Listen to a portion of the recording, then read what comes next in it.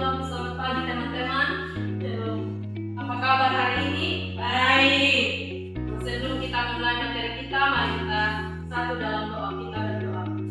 Segala puji dan syukur bagi nama Tuhan. Terima kasih banyak atas keberkahan dan perlindungan-Mu dari tempat kami masing-masing yang kami tiba di tempat ini dengan keadaan selamat. Tuhan Yesus yang baik, sekarang kami akan melanjutkan materi kami. Sebelum itu Tuhan, kami minta pertolongan Tuhan, jaga dan lindungi kami dari awal pertengahan hingga pada akhir. Doa dan permohonan kami Tuhan, haleluya. Ibu bertanya kepada teman-teman, apakah teman-teman pernah dengar tentang perayaan dan hari raya Israel kuno? Nah, coba ini Kak Arni jelaskan.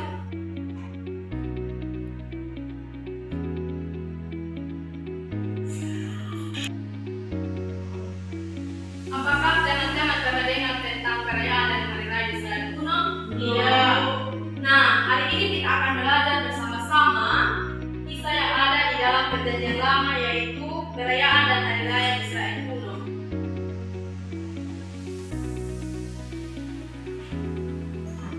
Nah, hari-hari raya dan perayaan Israel kuno adalah bagian penting dari kehidupan beragama dan budaya masyarakat Yahudi. Hari-hari raya ini ditetapkan oleh Tuhan untuk diingat, direnungkan dan diceritakan kembali, serta untuk memisahkan mereka sebagai bangsa yang berbeda dari bangsa-bangsa Israel. Latar belakang dari perayaan bangsa Israel itu, dalam Alkitab ada beberapa perayaan dan hari raya penting yang diperintahkan Allah kepada bangsa Israel kuno.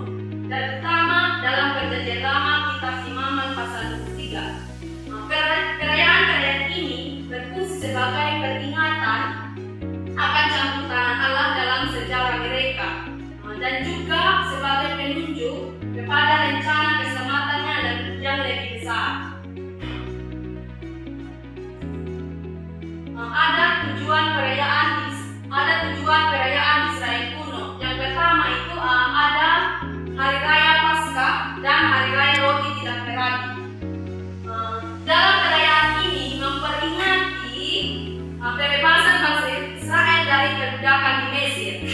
Pada malam setelah tulah ke-10 atau kematian semua anak sulung di Mesir, bangsa Israel diperintahkan untuk mengoleskan darah domba kurban pada tiang pintu rumah mereka. Malaikat maut itu melewati rumah-rumah yang ada tanda dari pintu tersebut, sehingga anak sulung mereka selamat. Ada juga yang namanya praktik. Dirayakan selama 8 hari, dimulai dengan makan-makan. Paskah dilanjutkan dengan perayaan makan roti yang tidak beragi, sebagai simbol tergesa-gesanya kepergian mereka dari Mesir.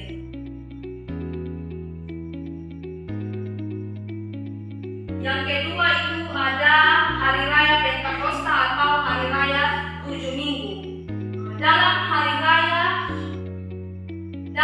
Dalam perayaan ini memperingati pemeliharaan Allah atas bangsa Israel selama 40 tahun, pengembaraan mereka di padang gurun setelah keluar dari Mesir. Ada juga yang namanya praktik. Umat Israel diperintahkan untuk tinggal di dalam pondok-pondok atau gubuk, sementara selama 7 hari sebagai pengingat bahwa mereka pernah tinggal di kemah saat dalam perjalanan menuju tanah perjanjian. Ini juga merupakan perayaan panen terakhir mereka.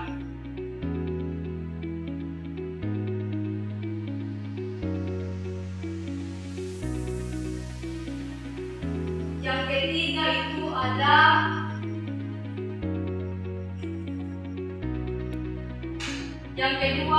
hari raya Pentakosta atau hari raya 7 minggu. Dalam hari raya ini dirayakan 50 hari setelah Paskah dan awalnya merupakan perayaan panen gandum, panen raya pertama. Ada juga yang praktik di masa Perjanjian Baru. Hari ini menjadi penting karena menyertai peristiwa pencurahan Roh Kudus kepada para murid Yesus di Yerusalem, yang dianggap sebagai awal mula berdirinya gereja. Yang ketiga, hari raya Pengordam atau hari raya pengumpulan hasil.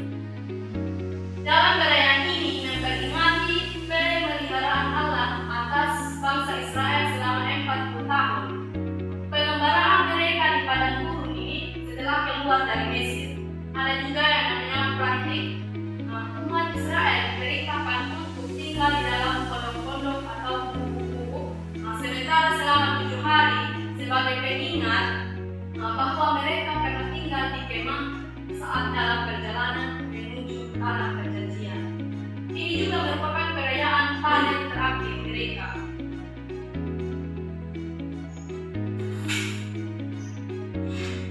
Dan berikut ada juga hari raya penting bagi perayaan bangsa Israel. Yang pertama itu hari Sabat. Meskipun bukan hari raya tahunan atau hari Sabat, hari ke-7 yaitu hari Sabtu adalah hari istirahat mingguan yang kudus. Diperintahkan dalam 10 perintah Allah, di mana umat Israel harus berhenti dari segala pekerjaan, meniru istirahat Allah setelah penciptaan. Yang kedua juga ada hari raya penipuan serunai. Dikenal juga sebagai tahun baru Yahudi. Hari ini dirayakan dengan penipuan Shofar atau sangkakala sebagai panggilan untuk bertobat dan mempersiapkan diri menghadapi hari pendamaian.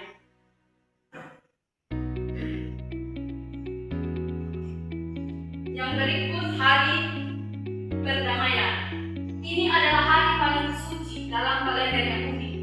Hari puasa dan penebusan dosa tahunan imam besar akan melakukan ritual penyucian khusus di bait suci untuk membersihkan dosa-dosa seluruh bangsa Israel.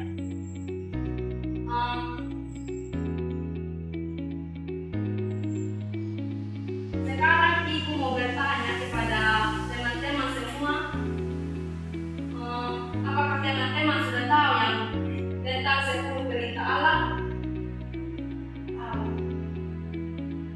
Coba Abi jelaskan. Di 10 perintah Allah itu terdapat dalam kitab mana?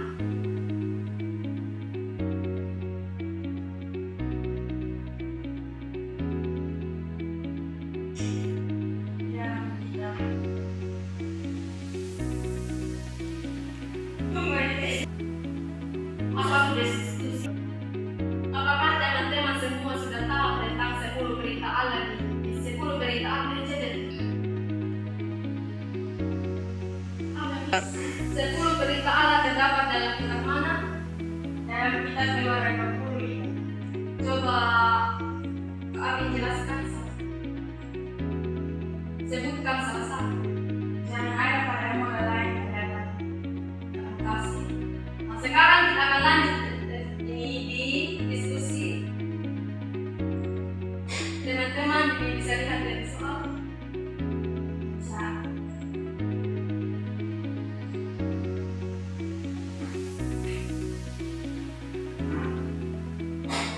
Coba teman-teman diskusi sekarang.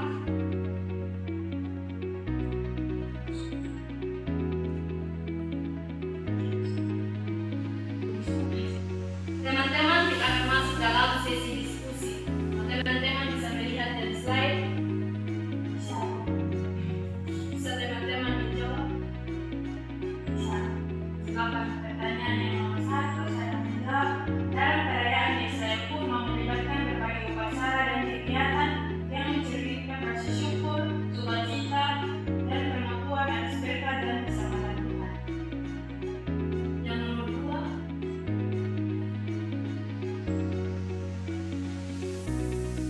Umat Yahudi mempersiapkan diri yaitu Kippur, hari perdamaian. Saya menjawab pertanyaan yang nomor 2. Umat Yahudi mempersiapkan diri untuk Yom Kippur atau hari perdamaian dengan serangkaian ritual dan persiapan yang bertujuan untuk pemulihan spiritual dan penebus dosa. Persiapan ini dimulai pada 10 hari pertama sebelum bulan Ibrani. Dimulai dengan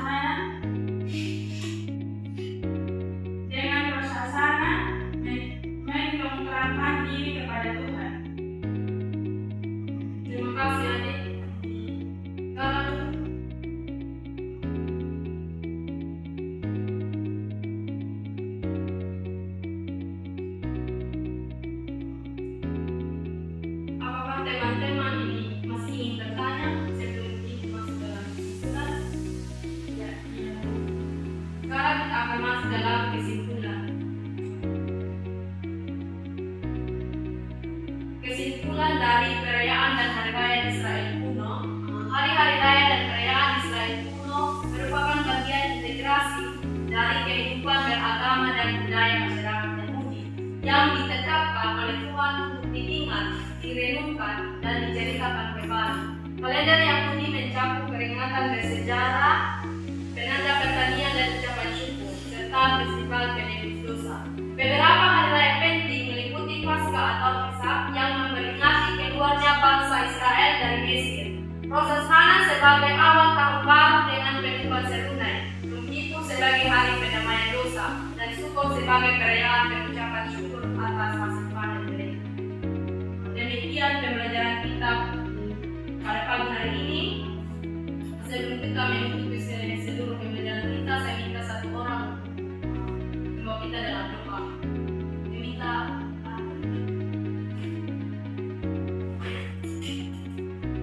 Ibu dan teman-teman, mari kita mengajukan tanpa kita berdoa. Kembali lagi kami bersyukur kepada Tuhan. Terima kasih untuk kesempatan yang memberikan kepada kami untuk kami berkumpul di tempat ini untuk belajar sama-sama. Terima kasih Tuhan untuk materi yang kami sudah dengarkan. Biar materi ini tidak hanya kita dengarkan, tapi kami mampu untuk mengerti dan mampu untuk melakukannya dalam kehidupan kami sehari-hari. Terima kasih Tuhan. Kami akan kembali dengan tempat masing-masing. Kiranya Kau menyertai langkah kami agar kami berjiwa yang selamat. Hanya ini doa dan permohonan kami ya Tuhan. Haleluya. Terima kasih. Demikianlah pembelajaran kita. Selamat pagi dan shalom. Shalom.